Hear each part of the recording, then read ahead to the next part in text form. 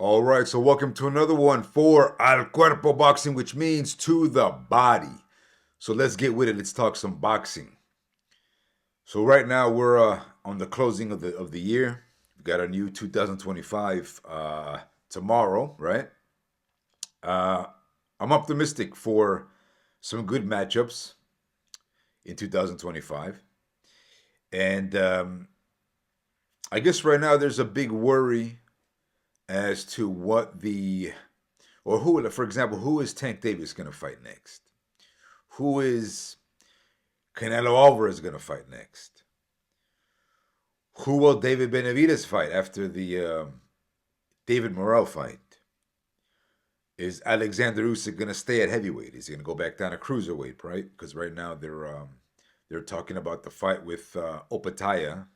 I believe Opataya and Usyk had both acknowledged that topic or that rumor when they had talked with the Turkey Al Sheikh, right, from Saudi Arabia, the Riyadh season. Um, can we get Zhang versus Bacoli this year? I had mentioned through some other mates that I'm actually optimistic on Teofimo Lopez's run in 2025. More so because I want to see what Eddie Reynoso can do with him as far as uh, different shot selection in his fights. And as we know, Eddie likes to focus on power punching, right? Power blows and effective reflexes with defense.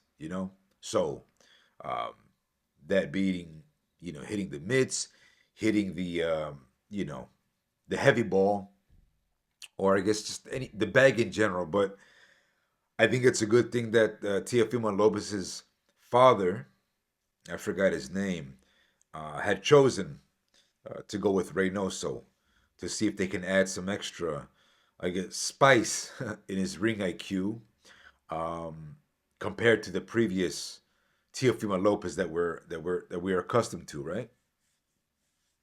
And so who knows? Maybe we can get something like a Teofimo Lopez versus Brian Norman Jr., right? Because Brian Norman Jr. has a belt. I know Teofimo Lopez has called out or has been wanting to fight guys like Terrence Crawford. I'm not sure if he had called out Mr. Boots Innes, right, from Philly. Very, very bright kid. Um, who else? Yeah, so Terrence Crawford. So maybe we could get that fight, but I'm not sure. Maybe because Top Rank, or I should say Bob Arum, and hope his health is good, this 2025, will continue good relationships with the Riyadh season guys, right? Turkey Al Sheikh. And so therefore, maybe they can work something out with, or I should say ESPN can work something out with Top Rank and something collaborative Riyadh season effort, if you will. Um, right. Because we also know, Arthur Bitterby was also on loan for various Riyadh season events, or I should say, the in particular Riyadh season event that he fought with Dimitri Bivol. So who knows? Maybe we might be able to get something like a Lopez versus Crawford, right? That would be great for boxing. At what weight? I guess at this point, Teofimo Lopez has been acknowledging Crawford's weight, right? I would imagine, because in this case, Crawford is obviously the A side, and I think Crawford is comfortable at 154 pounds. Um, I believe Crawford even said he could still make 147. I'm not sure if the fans agree with that or would want that, but he said himself that he could make 147. So, with that being said, uh, if the money is right, if the Turkey Alashi could say, hey, let's do this fight with Teofimo Lopez, can you please do it at 147 for Lopez? Because most people would pick Crawford over Lopez anyways, in any weight class, be 154 or 147. Who knows? It might be a catch weight, right? Uh, so, anyways, that fight would be good down the line.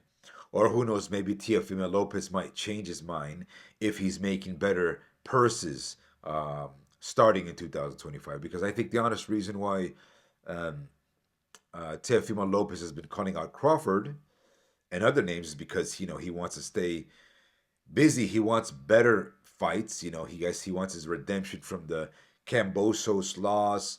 Um, he wants people to remember his win over Teofimo Lopez. Anyways, Teofimo Lopez seems to be the type that he wants to make big purses as well, right? He wants to make good money. So I don't blame for Lopez for what they call clout chasing or calling on bigger names. I think Lopez has earned the right, particularly with his win over Lomachenko. So I can see why he's after a Crawford fight, and he's trying to persuade the higher ups, the higher powers to make that fight happen, or to put the money on there to make it happen. And so where else do we go? What other fights we want to see? Bam Rodriguez, right? Very good win against Gallo Estrada. Uh, Inoue's win, nice impressive win over Luis Neri, right, in Japan. Uh, Impressive knockout, but of course Inoue is always giving us impressive stoppages. The guy's a beast. He's definitely a monster. Very good physique too. Very very good, well built, muscular, young chap. And so that's that. And what's up with Tyson Fury? Where does he go from here? I mean, they can make Fury versus Joshua. That fight could still be made. Um, you know, in the British culture, that fight makes sense. Why not? You know, um, as far as the undefeated records, those are gone. Joshua has tasted defeat. Of course, Fury has tasted defeat. But it's a good fight for the fans. I actually want the Dubois win over Usyk. I think it would be a different fight. I would pick Usyk over Dubois. You know, Usyk is in good momentum too. He's got a lot of good. I mean, the experience is just there, and I think he would know what to do once again with Dubois. On the other hand, though, and what many fans have said, and what you've seen, I would say that Dubois might have a trick up his sleeve to maybe be more effective punching to the body to hurt Usyk in the rematch, right? So that means you're gonna have to set up a lot of feints, a lot of intelligent feints, a lot of intelligent movement to bait Usyk to use the high guard to the top. Because if I'm not mistaken, I think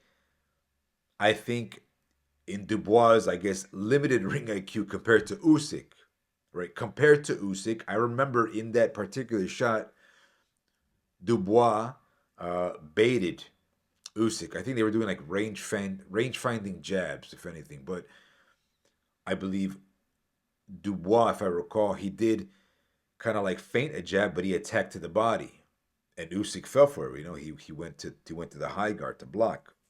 So if Dubois could in 12 rounds, or obviously you want to get him out earlier than that because Usyk has an amazing gas tank, is what they call it. He has really good stamina. The guy's really, really disciplined in the gym.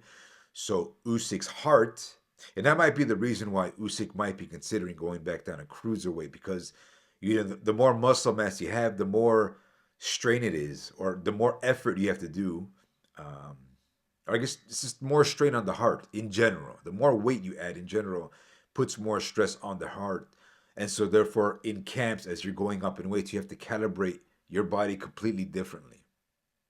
That's what's expected. So maybe I don't know, maybe Usyk is maybe feeling, even though that was a really good win, really good series against Fury. Um, I would be I don't know, I guess I would give him a pass, or maybe he's just good at cruiser and heavyweight. But anyways, um, all that being said, I would still like to see the Dubois rematch. And I've been saying this, man. A lot of fans or I guess other YouTubers or fans, yeah, are in debate about could a guy like Zhang and Bakoli, because those guys are beasts, man. And I think Zhang and Bakoli, in my opinion, have better footwork. They just, well, Zhang in particular. looks better than a guy like Hergovich. And I had that fight very close, the Zhang versus Hergovich fight. But I guess what I'm getting at is that if Zhang had his A game, and I wouldn't say so much, I guess, the way Foreman had his, you know, A game against Moore, but Foreman was 45 back then, and you go with just sheer power, man, sheer brute force. Um, it can take out even young guys, younger, fresher guys. So I would be very curious as to what would be Zhang's game plan against a guy like Usyk, because I think believe it or not, and most of you would probably agree, but I think Joseph Parker, in my opinion, has always been a very fluid and solid fighter, man. Very good movement. Um, very good.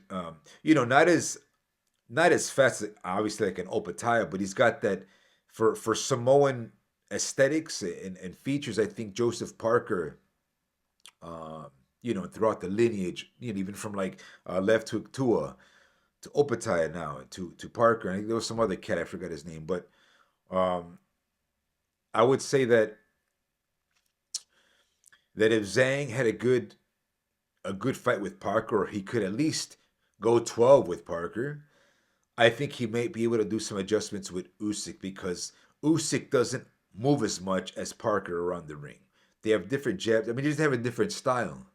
So um, sometimes and that's why I always give guys like Chino Maidana, who, when in doubt, man, or I guess when in Rome, uh, you gotta attack the body, man. You just gotta bull rush. You gotta have like an onslaught pressure and awkward style of fighting that it would even get the best of the best. You know, take for example like the Broner or even the Floyd fight. Even though Floyd, in my opinion, carried Adrian Broner to make it seem like it was that competitive, but kudos to Maidanas' gas tank and abilities to hang in there with a guy like Floyd Mayweather and yeah, Floyd Mayweather, if anything. So with those variables, and I mean, what does Usyk have to prove here for it, right? He's the man at heavyweight. Uh, via lineage, he's the heavyweight guy. He's the heavyweight boss. So he doesn't really need to stay at heavyweight anymore. He doesn't have to. What would make more sense for Usyk is to go where the money's at, whatever's being offered. So Free Ad Season is offering Usyk some good money, or I guess the best fight aside from making good money with with a Fury, then maybe I don't know. Maybe the Turkey can make the Opataya fight if the money makes sense. I just don't see how. I don't see a big demand in Usyk versus Opataya, unless of course, if Opataya becomes an undisputed champion at cruiserweight, then we've got something to talk about. It's particularly for diehard fans, right? Because of course, for those of you that know, Usyk was the undisputed at cruiserweight and Opataya, and so that would be a good clash uh, between the two. As a matter of fact, I would even do. Well, let me think. Depending on who is undisputed first at either heavyweight, right? Because Usyk would be a two-time heavyweight champion if he beats Dubois at heavyweight, or would Usyk wait?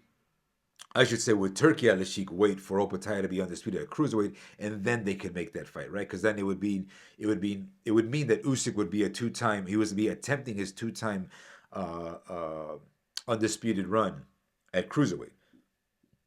Excuse me. So that's a good fight. Now, what about Surdo Ramirez right now? A lot of guys are saying good things about Surdo. I think Surdo has had an impressive 360 run in his career. I have some mates that they comment and criticize, and I do agree that as far as his trainers, right? Mostly what they're saying is that Surdo is doing everything himself right now. His ring IQ is what's carrying him to the championship success at cruiserweight, and I agree with that. I mean, what else? How could you go against that theory, or I guess the facts, right? So, um, Surdar Ramirez, could you imagine if he were to beat Opataya, if he were to get all the belts at cruiserweight? That would be really good for Mexican boxing in general. It'd be a big accomplishment for Surdar Ramirez, right? So now let's imagine if Surdar Ramirez becomes an undisputed champion at cruiserweight. would Golden Boy Promotions influence the Riyadh season outfit to make a mega fight for Surdo? Which would mean uh, maybe the champions or the undisputed champs at light heavyweight might want to challenge themselves to fight Surdo.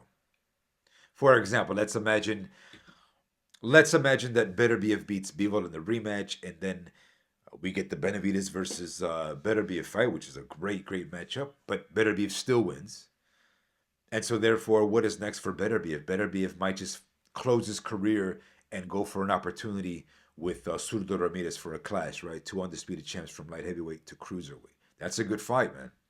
Mexico versus like Russia or Canada, but Surdo versus Beterbiev would be a very good fight, man. And so let me close this by saying, because what we are already at, where are we? Sorry, 16 minutes, right?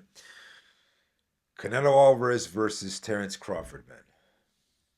How are we gonna make this fight? So right now there's a big, and that's why I told people months ago, man, about this implosion in boxing. What's gonna happen, man? Because as you guys know, Ring Magazine just sold.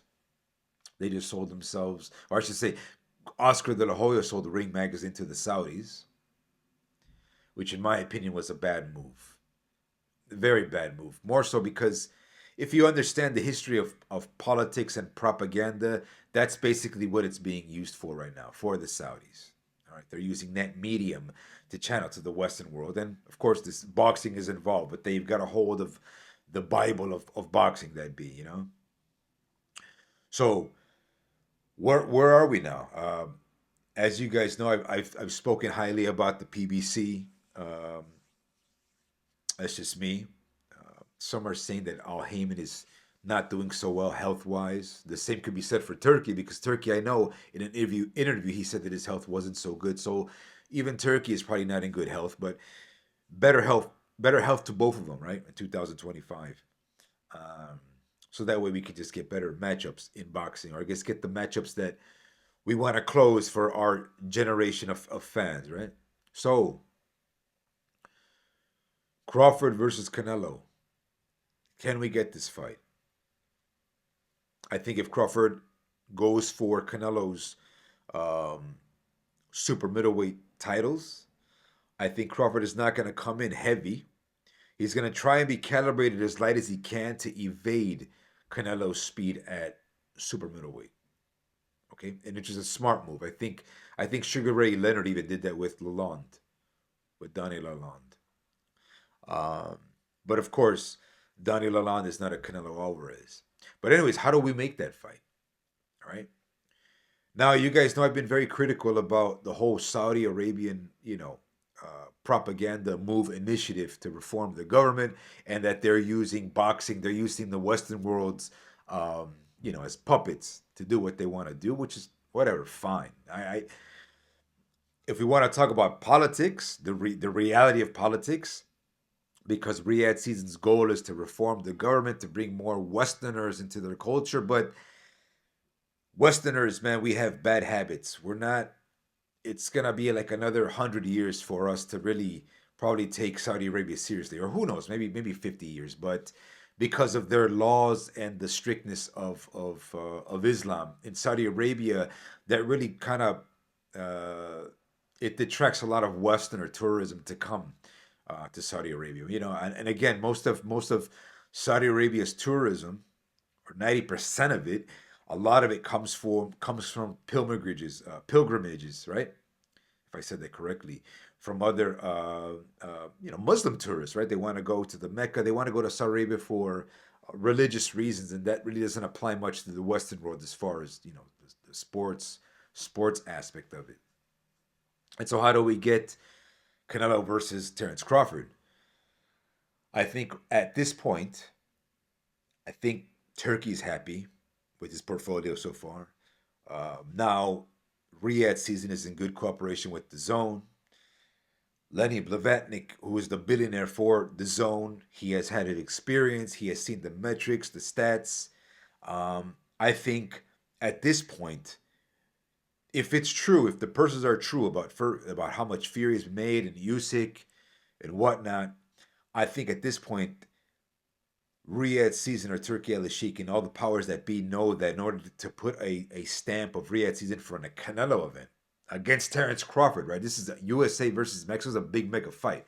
Pretty much the best skilled fighters of our current generation, right? Um, you have to pay the price for it.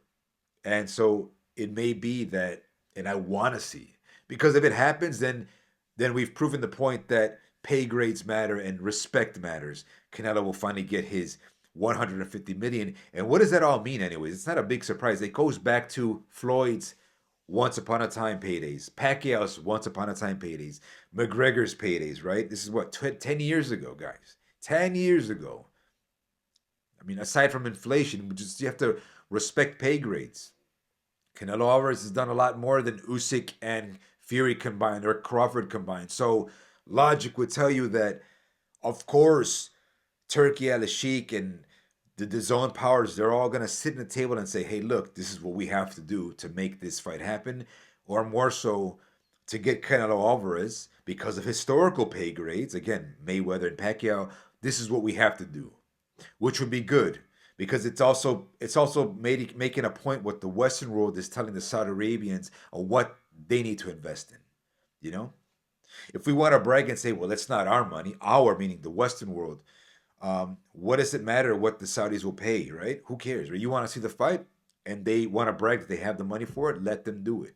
But, and I'll close with this, the fact is, to make Canelo versus Crawford or to make Canelo versus Benavidez, you can't pay them less in the combined purses than what you were giving Fury and Usyk.